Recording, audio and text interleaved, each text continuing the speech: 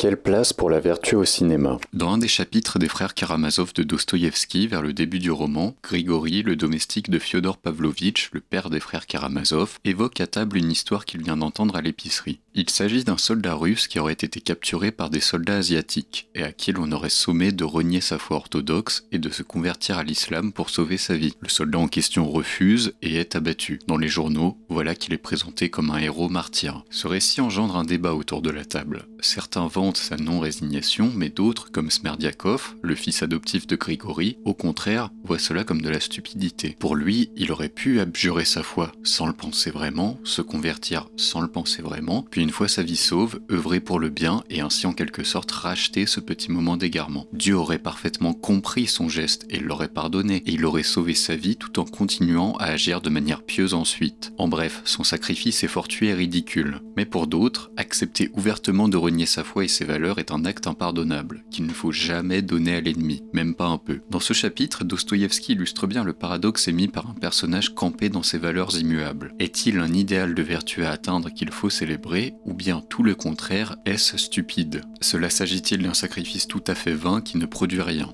Ces questions trouvent justement un traitement dans Une vie cachée de Terrence Malick. It seemed no trouble could reach our valley.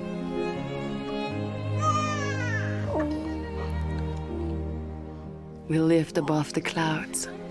Nous y suivons l'histoire d'un paysan autrichien, Franz, profondément religieux, qui refuse catégoriquement de combattre pour le Troisième Reich. Et le film montre bien que la vertu se manifeste surtout dans le refus, quand tout un système tend vers une action ou un comportement et qu'une personne se défend d'y céder. C'est là peut-être la difficulté dramaturgique qu'elle représente. La vertu refuse l'évolution et le développement d'une action. On fait face à un personnage qui petit à petit aura tout autour de lui des antagonistes qui tous viendront lui opposer un conflit. Mais Franz ne rentre pas dans une dynamique de confrontation. Juste, simplement, il refuse ce conflit. Ce personnage s'avère donc profondément anti-dramaturgique. Ni il s'engage dans un chemin opposé, que serait la résistance ou le combat auprès des forces alliées, ni il s'agit d'un parcours psychologique qui amène à comprendre comment il en vient à refuser le Troisième Reich. Il n'y a donc pas d'élément trajectoriel. C'est là une difficulté à surmonter pour le cinéma ou pour tout autre art ayant recours à la dramaturgie. Il faut accepter de raconter une histoire qui risque de piétiner, patauger, tourner en rond, puisque son intérêt même réside dans ce refus permanent. We are collecting for the war effort.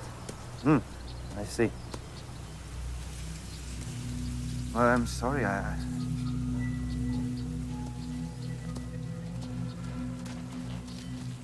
Look, as I said, I don't have anything to give.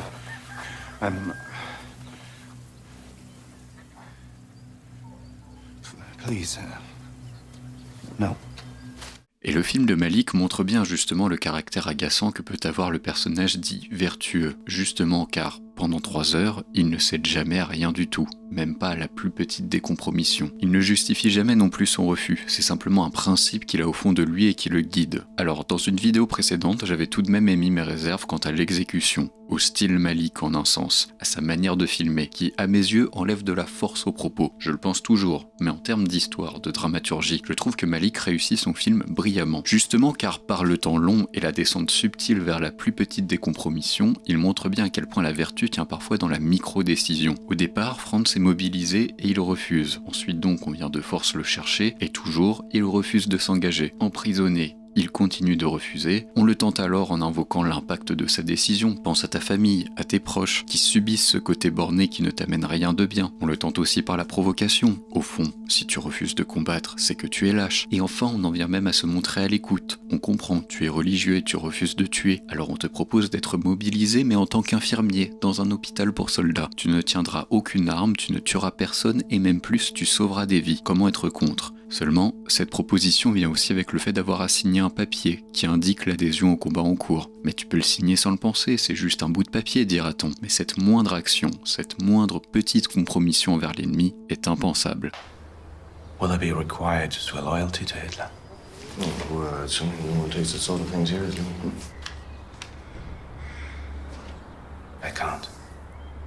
C'est ce qui rend la vertu à la fois fascinante et difficile à filmer. Parfois, le personnage a un côté agaçant à toujours continuellement refuser, mais elle nous amène à nous questionner nous-mêmes sur nos compromissions du quotidien. Et nous, dans cette situation, qu'aurions-nous fait? On en revient au dilemme énoncé dans Les Frères Karamazov. Certains trouveront stupide de sacrifier sa vie alors qu'elle aurait pu être sauvée en signant un simple bout de papier qui ne veut rien dire. D'autres, au contraire, seront admiratifs du refus total. Car c'est celui-ci qui nous amène aussi à considérer que finalement, des systèmes ne sont puissants que parce que tout le monde accepte d'y céder un peu par crainte de perdre sa vie ou de pénaliser ses proches. Or, si une grande majorité adoptait cette même posture, l'histoire avec un grand H ne serait-elle pas différente? C'est l'idée émise par un évêque allemand. Au fond, tous les chrétiens auraient dû refuser de servir. Ainsi le régime serait devenu impuissant. Lui, en tant qu'évêque, s'adresse aux chrétiens, mais on peut extrapoler à tous ceux qui n'adhéraient pas pleinement aux idées du national-socialisme. Et ainsi, en un sens, le personnage vertueux est aussi embêtant car il nous ramène, nous, spectateurs, à notre propre médiocrité.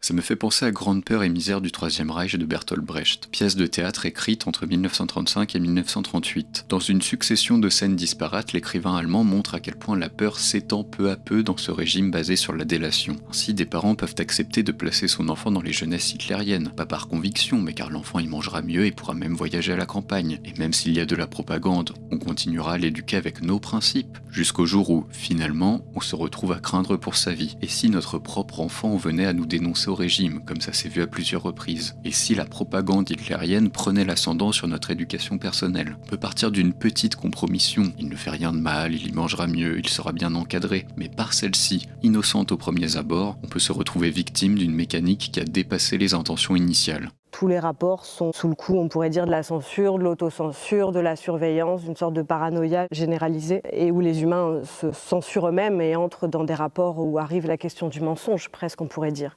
par peur, voilà, et par peur d'être arrêté, ou voilà, un système de délation potentielle. La peur est le grand sujet.